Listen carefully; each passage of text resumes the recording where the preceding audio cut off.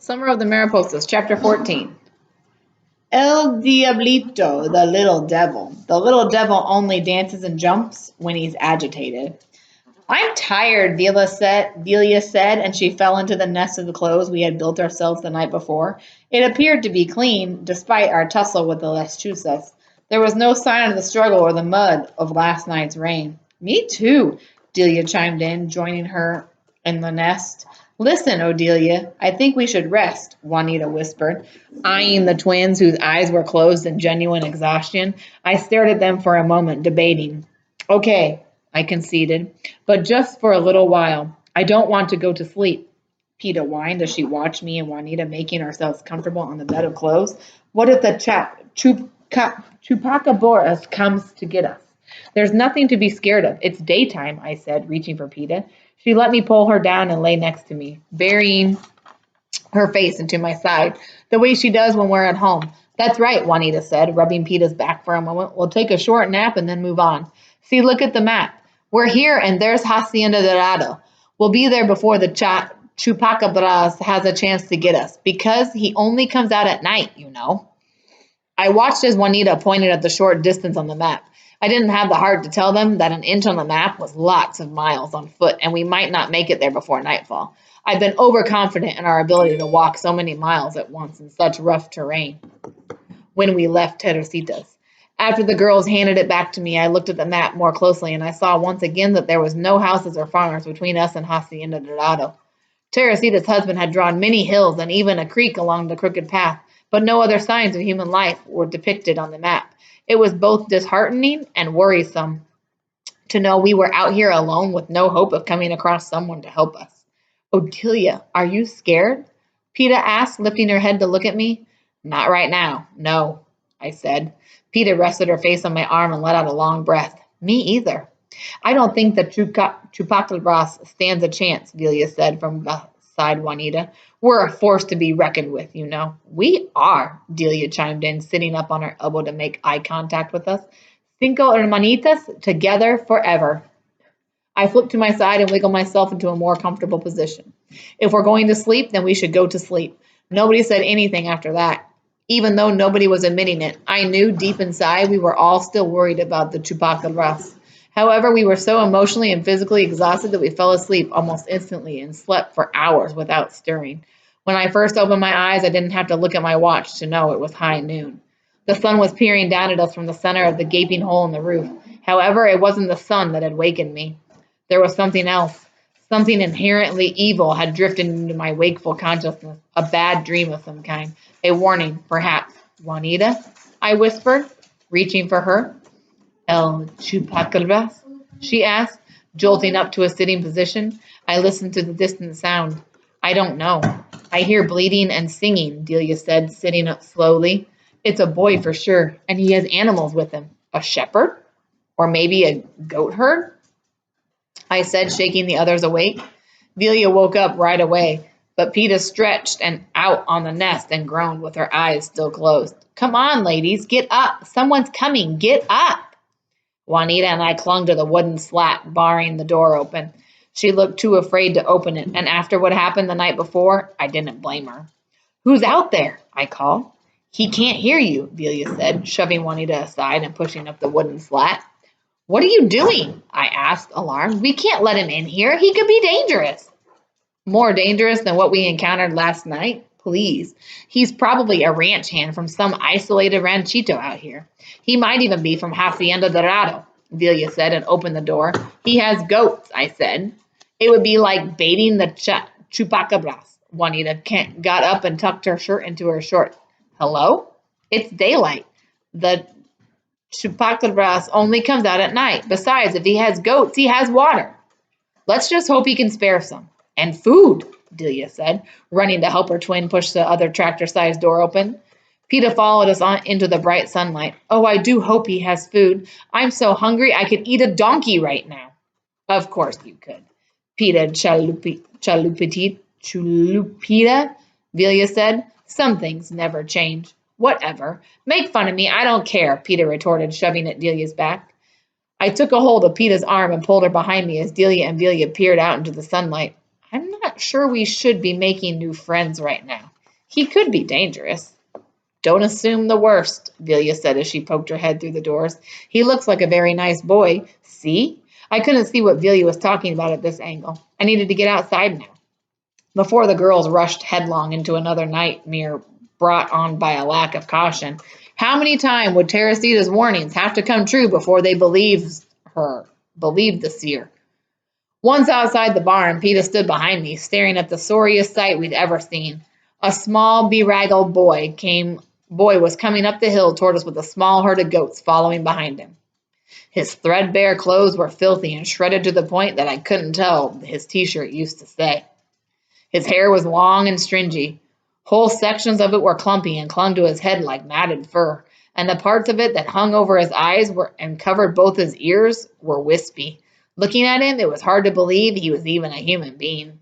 He reminded me of a mangy dog, but he had been singing, and even though we couldn't see his eyes for his shaggy hair, his shy smile confirmed for us he was human. Buenos dias, señoritas. The boy looked up from us behind a lack of fuzzy black hair, and then shyly looked down again. Hi, I said from a safe distance. Hello, the girls greeted him, the way they would have greeted a stray dog, with trepidation. Crescencio Aguilar, at your service, the boy said shyly, pushing his hair aside to get a better look at us. The one eye we could see under all that matted hair, his right eye was warm and friendly, and his smile was genuine. So the twins reached out and shook hands with him. I stepped forward to get a better look at him and regretted it almost immediately because his hands were grubby and he reached over to offer me a handshake. At close proximity, I had noticed he had too much body hair for a boy who couldn't be more than 12 years old. His forearms were hairy, and he even had tiny hairs on his knuckles. This fascinated me in a repulsive kind of way, and I couldn't stop looking at his hands. We are the Garza girls, Juanita said, stepping forth and offering him a welcoming hand. Glad to meet you. You can call me Chencho, the boy said, nodding in greeting to Peeta, who eyed him from her unusual safe place directly behind me. What are you ladies doing out in this heat? We're heading to Hacienda Dorado, Peeta said with surprising confidence. She stepped out from behind me and met Chencho's gaze as she spoke to him directly. But we're running low on water. Do you know how far the nearest creek is? I would say you're about 8 miles away from Ojito Verde, more or less. It's the nearest source of water in these parts. But you can have some of mine if you like, he said, looking sweetly at Peeta, who had obviously caught his attention. Peeta took the canteen Chencho offered and drank from it greedily. Then she passed it to the twins, who took turns finishing it off. At first, I thought it was kind of strange that Chencho seemed to be attracted to the youngest among us. Most boys reacted to the twins because they're so pretty.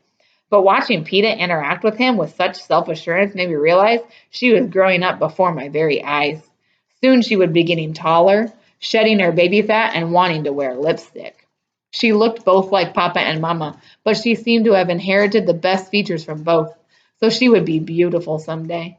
The image of her looking more and more lovely every day made my heart tighten in my chest, and I had a moment of sisterly, almost maternal pride.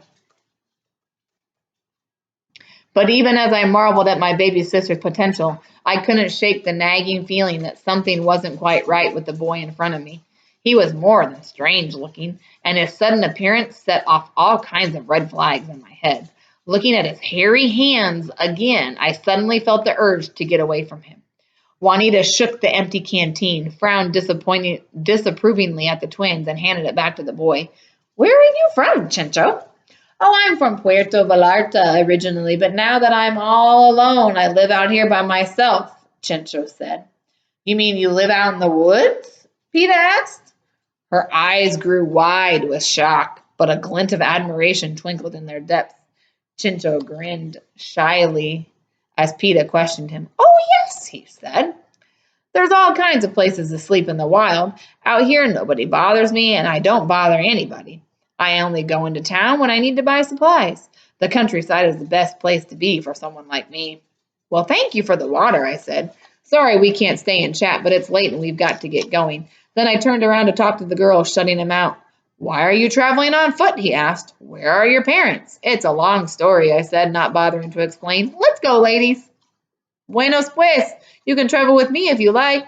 I'm heading in that direction. I don't have a wagon, but I have plenty of water. 2 more gourds and some bread and goat cheese. It's not much, but I don't mind sharing, the boy said, smiling that shy, genuine smile. At close range and with his chopper showing, I could see he hadn't seen a toothbrush in quite some time. Perhaps maybe never. His teeth were beyond yellow. They were downright blackened, and I wondered how long he'd been out here in the wild, without parental supervision. Chiding myself for being so shallow, I concentrated on being polite. Thank you. You are very kind, but we don't want to slow you down. It's better if you continue alone. We've got some other business to take care of before we head out. Have a nice day, I said. Then I turned around and started to push the girls back into the safety of the barn. Peter started to go in, but Villia and Delia wouldn't budge. What's wrong with you, Odelia? Delia demanded, glaring at me as I tried to push her into the barn. You're being awfully rude, you know. I'm not trying to be rude, I said, gritting my teeth and keeping my words low enough not to be overheard by the strange little boy standing only a few feet away from us. I'm just trying to keep us safe.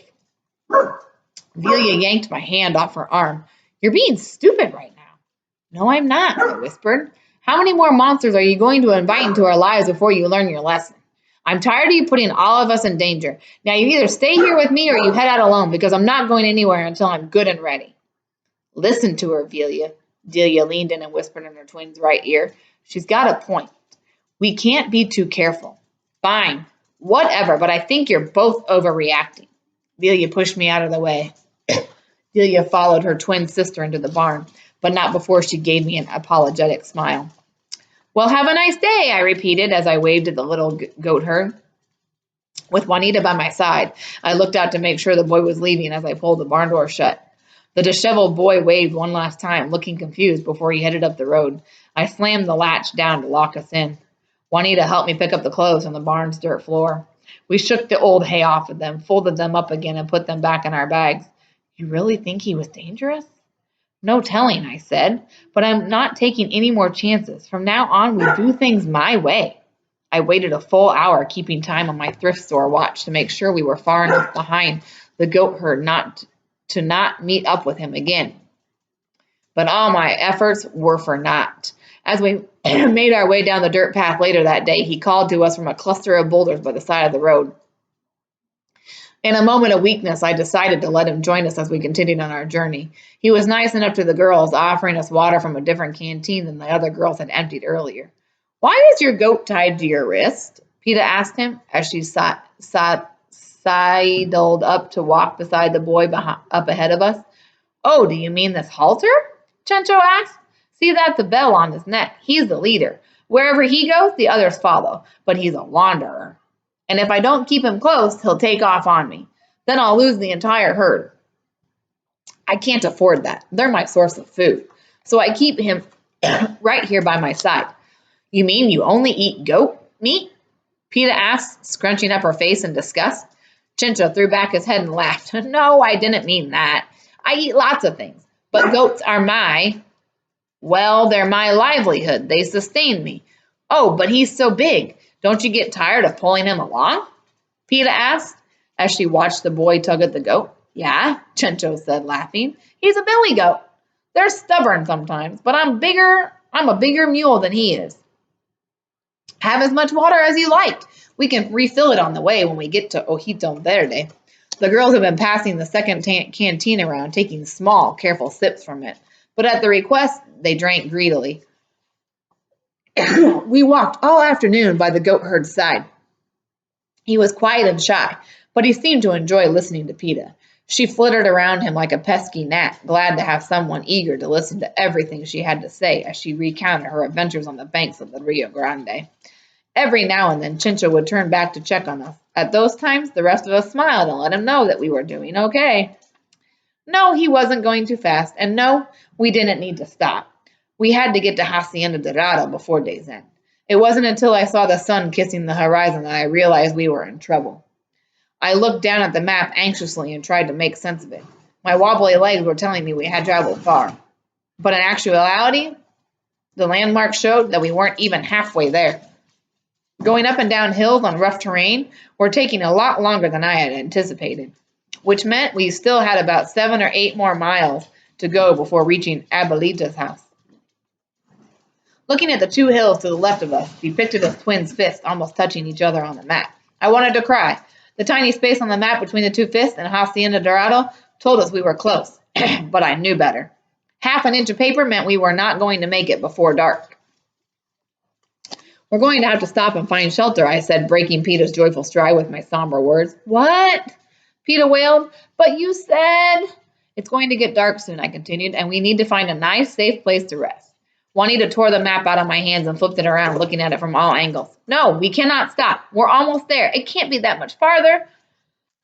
Chencho tugged at the billy goat's throat. Your sister's right. But what about the Peeta started? Hush, I said, frowning at warning her. We'll look for a cluster of trees or maybe an abandoned cabin. I'm sure we'll find a place to rest for the night.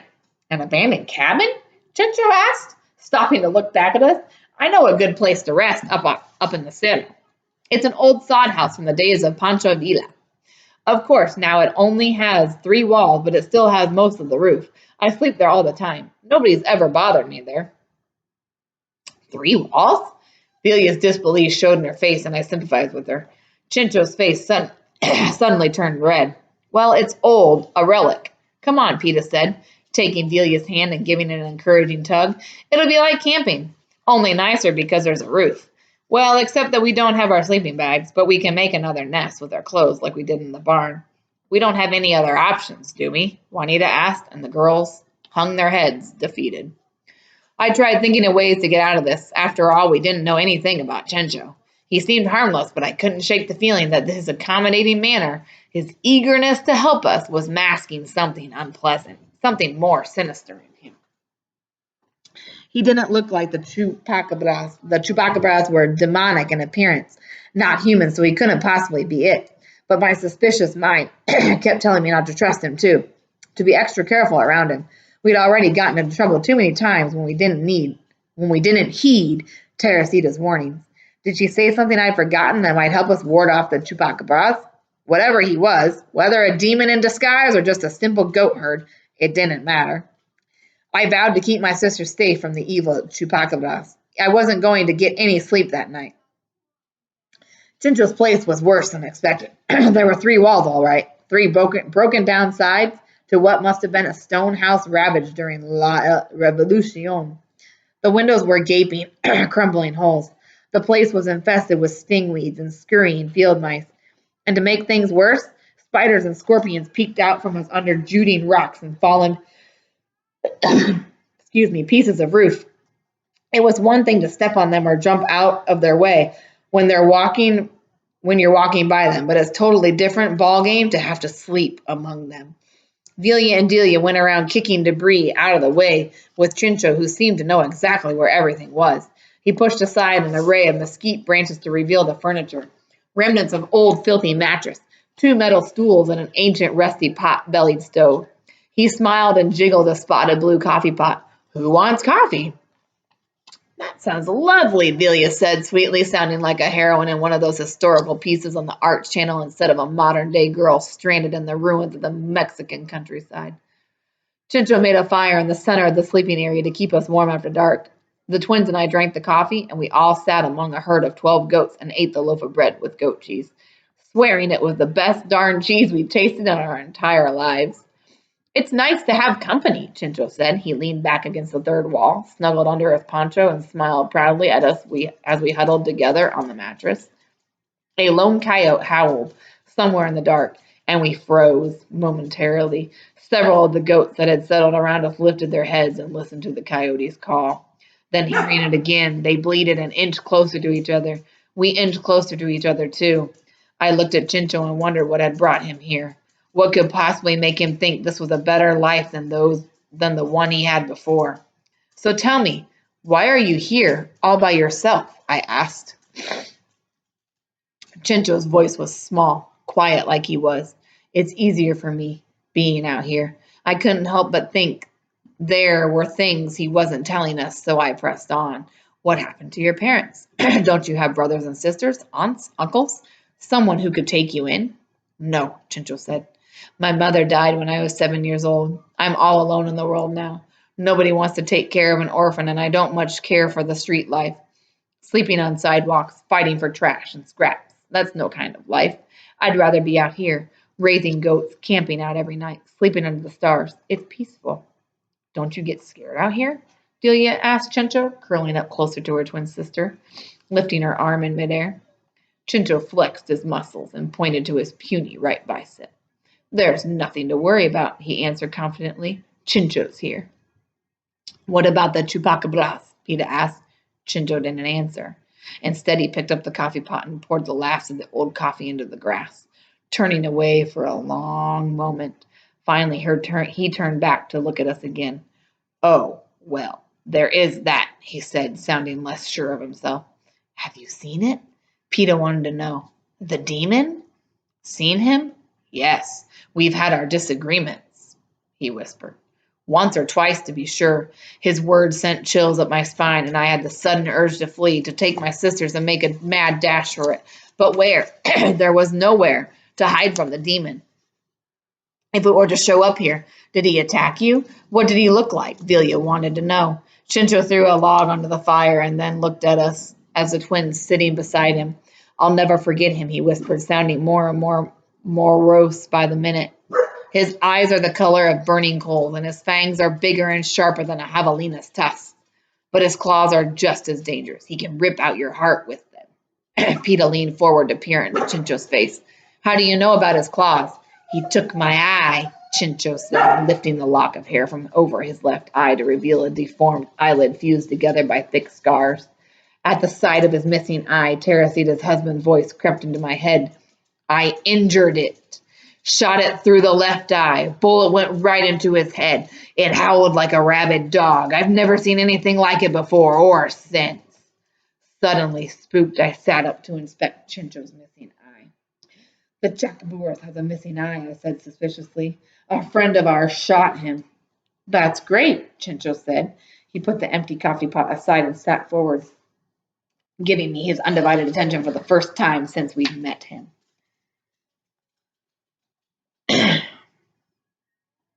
The bloodthirsty look in his right eye told me he was glad to hear the news and wished the Chacabras was just as dead as we did. And for that reason, I started to believe he was who he appeared to be. I just wish it had been me who shot it. Oh, how? I wished he'd disappear for good. Like us, he had reason to fear the Chapukabras. That was probably why he'd brought us to this miserable place, to keep us safe from the beast. Is he really a bloodsucker? Did he try to bite you? Juanita asked, leaning into our intimate circle from the other side of the campfire. He's like a vampire, Chincho said, patting his hair down over his deformed eyelid. He's bitten my goats and taken several of my kids. He's a thief, a miserable beast, forced to suck on the necks of animals to satisfy his unnatural thirst for blood. Because of his sins against mankind, he will be haunted by humans for all eternity. Delia's eyebrows rose. A vampire? She asked, disbelief edging her words. Juanita stood up and paced around the fire before she came to sit between me and Chincho. Well, if he's really a vampire, we can kill him, she said. Nobody can kill it, Chincho said. Cruz, stop. God knows I've tried. No, listen, Juanita put her hand on Chincho's shoulder. We can do this. I read this library book once about vampires and werewolves. It was written by an expert on demons, and I remember everything it said about how to kill a vampire. All you need is holy water and a stake. Holy water and stakes? Chincho looked astonished. We don't have those things here. Besides, he can't be killed. The Chupacabras is immortal. So were the vampires in the book, Juanita said. I'm telling you, we can do it. We can get rid of this demon for good. We have to at least try, Delia said. Delia and Delia jumped up to join Juanita at the front of the mattress. We can't just lie here, waiting for the beast to get us in the middle of the night, not when we know how to kill him. I wasn't as convinced that the Chupacabras could be defeated with stakes and holy water. After all, a Chupacabras wasn't exactly a vampire. But Delia took up where Delia left off, and the girls' confidence grew. What was it? Teresita's husband said. Don't be afraid. Take the nearest branch and bash its head in. Even Teresita herself told us we could defeat it. She said all we had to do was stick together and be brave. Besides, we have you to help us now. That makes 6 of us. We can take him. It didn't take long for everyone to jump up and join the twins in their resolution to kill the chupacabras. Even Peta, with her newfound courage, was up in arms. My skepticism remained, but to be honest, I figured their enthusiasm would wear out soon enough and they'd all fall asleep eventually.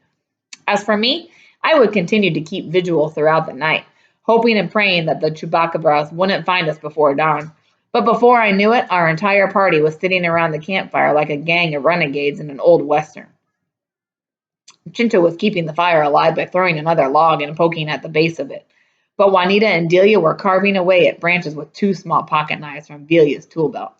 Velia and Peter were pulling leaves and sprigs off the branches that were still made into stakes before piling them nearly next to the whittlers.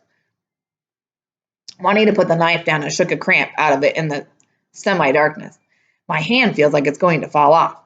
Here, I'll do it, I said, taking the branch out of her hand. I picked up the knife and sliced off sliver after sliver of wood until the rest of the branches had been whittled into weapons.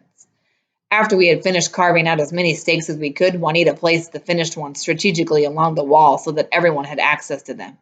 It felt weird preparing for what might happen to us in the night. I felt like we were in a different world, a magical realm, where everything was larger than life. Did I think we could really kill a mythical chupacabras? Normally, I would have said not on our life, especially since we weren't even sure if he was a vampire. But my skepticism had mostly worn off because I figured this was as good a plan as anyone to protect ourselves. Stakes were weapons, and having weapons was better than being defensive. Besides, there was nothing about being in those ruins in the Mexican countryside that made anything possible, because that night I believed in us. 5 hermanitas, 5 little sisters, together forever, no matter what. We must have stayed up most of the night, putting log after log on that fire, waiting for the chupacabras. Velia and Delia huddled together on my left, while Peta balled herself into a fetal position on my right. Juanita lay on the other side of the twins with a baby goat in her arms. I don't know exactly when it happened, but despite all their talk and my resolve to stay awake, we all fell asleep before dawn. I was dreaming something bizarre and twisted, but I couldn't wake up. In my dreams, Peta lifted Chincho's hair and looked into his empty eye socket. I tried to stop her, but she pushed me away. Chincho's face around the missing eye was big and swollen as if it were infected. I'd smelled something vile and repulsive, and somewhere far away from me, I heard a little girl let out a blood-curdling scream. I turned around and around in a foggy, dreamlike state, looking for the source of that scream, but only darkness surrounded me. I was lost in the woods, and I couldn't find Peta or Chincho anymore, but I could smell his putrid eye socket. I ran, bleary-eyed and blind, searching the night for my absent sister and the boy with the missing eye, but I couldn't find them. They were lost to me. Then suddenly I wasn't dreaming anymore, and Peta wasn't so far away right beside me, screaming her lungs out. I peered into the darkness and saw a red eyeball glowering at me. It was the chupacabra, clutching and sucking on Peta's right leg, right there in front of me. Get away from her, I yelled, flapping my arms, but the horrendous thing quivered with rage. The long, sharp quills running along its back stood straight up and expanded its shoulders menacingly. Then it lifted its head, opened its bloody mouth, and hissed at me. Its breath was so potent, so toxic, and it swirled up my nose to make me gag. Peta screamed again. She squirmed and gripped my arm, trying to kick the disgusting thing away. Chincho! I screamed for help, but as I looked around, I saw that he was gone. He left us. Juanita, Delia, get up. Beside me, the girls lifted their heads. They were groggy and confused, so I didn't wait for their help. I reached behind me, grabbed the nearest stake, and stabbed at the chupacabra. Then Spike branch barely brushed over the long spinal quills quivering along his arched back, and in my haste, I let go of the stake. The chupacabra let out a deep, threatening growl before he bit down into Peta's leg again with his razor-sharp fangs.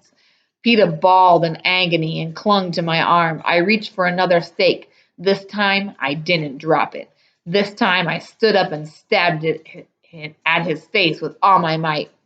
The stake went into his right eye, piercing through his glowering red eyeball. But I didn't stop there.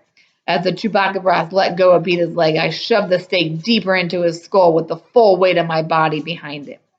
Wielding their makeshift weapons, Velia and Delia and Juanita surrounded the chupacabras. The beast grasped the stake, pulled it out of its eye socket, and cried out, a wounded, demented howl that raised their hair on the back of my neck.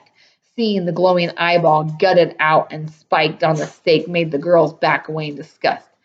Even I was horrified by my gory accomplishment. Sitting up on his hind legs, the beast howled and threw the stake aside. His eye socket was gushing, and he clawed at it frantically. He shook his head and shrieked and clawed and hissed, but he was all blind, so he couldn't see us. Keeping another stake aimed at the chupacabra, I leaned down and inspected Peta's leg. The bite didn't look too bad. She had 3 bloody puncture marks above her right ankle, but there didn't appear to be any missing flesh. Are you okay? I asked, and she nodded. Be careful. He might be blind, but he's still dangerous, I told the girl. They closed in around him again. Velia jabbed at him first, stabbing him in the back. Kill it, Peta screamed from behind me. Don't let him get away. Por favor, señoritas, don't kill me. The chupacabras cried out in a thick, animalistic voice. Please, please, don't kill me. He can talk? Velia asked, looking at me for answers. She didn't back down from her fighting stance. I shook my head, confused. The pathetic creature knelt before us, quivering as he pressed his paw against his wound. I jabbed at his side with a sharp stake. Who are you? I demanded. Juanita stabbed sharply at his arm with her stake. What are you? Please, the chupacabra said between sobs. Please don't hurt me. I am Chencho, the boy who helped you. I am your friend. Chencho? I asked.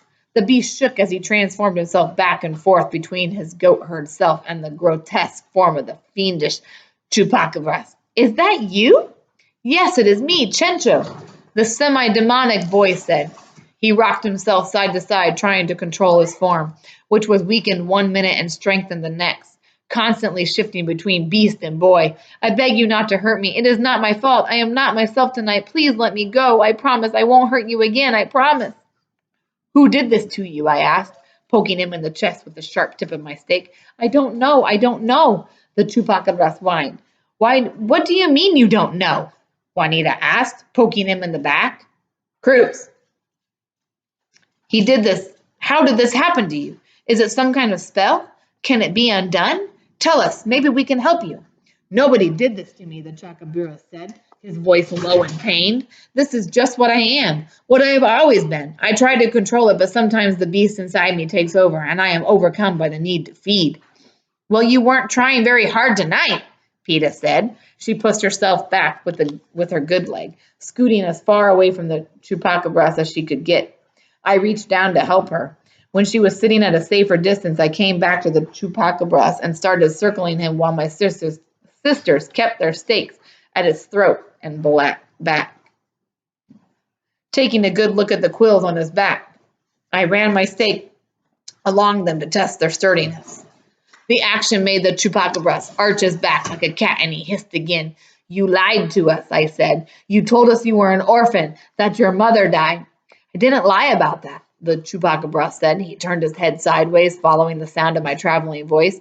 My mother was like me, the only other one of our kind. I knew. We used to live in the jungle in a cave high up in the Sierra Madre, happily minding our own business until a group of hunters tracked us down. They set a trap for her. The metal gear almost cut off her leg. I stayed with her until the last breath left her body. I wanted to go after them, to kill them, but she made me promise that I would leave the jungle. She wanted me to try to live a normal life, to control my beast and behave like a normal boy. But as you can see, that is easier said than done.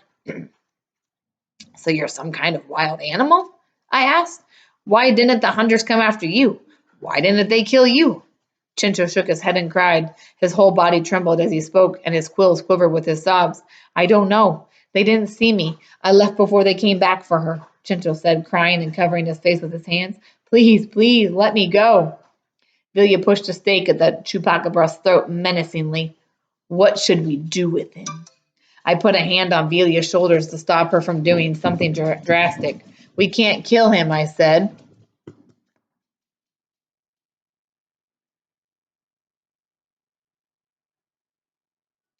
We're not murderers. We have to do something, though, Delia said. He's still dangerous. Please, please, let me go, Chencho begged as he crouched on the ground before us. I am blind. I cannot see you, so I can't hurt you anymore. He attacked Peta. We have to kill him, Juanita said, lifting her stake high in the air, ready to deliver the final blow. No, I said resolutely. He can't hurt us anymore. Let him go. But, Velia began. We can't, Delia finished her sister's protest. Let him go, I said, more firmly than before. Look at him. He's just a little boy. What about what he did to Peta? Doesn't that count? Juanita wanted to know. Remembering La Llorona's warning, I firmed up my resolve. I wanted revenge just as much as my sisters did, but my blood was cooling now. And I knew we needed to do what was right. If he comes back, we won't have a choice. We'd have to kill him like the lechuzas. But for now, we have to let him go. I looked around, making contact with every one of my sisters. Velia and Delia were shaking their heads in disagreement, but Juanita straightened her shoulders and lifted her weapon away from the beast. Odelia is right. We're the Garza girls. Cinco hermanitos, 5 little sisters under the protection of the goddess, she said, holding the stake in front of her with both hands and anchoring the sharp point of it on the ground. That's right, I said. I looked down at Peta, who was clutching her ankle, wincing. Remember what I told you. La Llorona said we must remain noble and kind. We should grant mercy when it's asked of us. Besides, we're armed and dangerous. He knows not to mess with us anymore. Gracias, señoritas, the Chupacabra said, looking more like Chencho, the goat herd, than the demon. Gracias. Go, I yelled, and without hesitation, the Chupacabras jumped up and ran off. We stood side by side, 4 little sisters, holding our weapons at our sides, ready to defend our baby sister as we watched him disappear into a new dawn.